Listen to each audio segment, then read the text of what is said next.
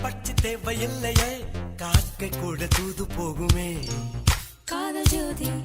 புகைவதில்லை காதல் என்றும் குற்றமே பார்ப்பதில்லை இதில் அற்பமானது எதுவும் இல்லை இந்த நுட்பம் புரியவில்லை வானம் மண்ணு மாறியே போகும்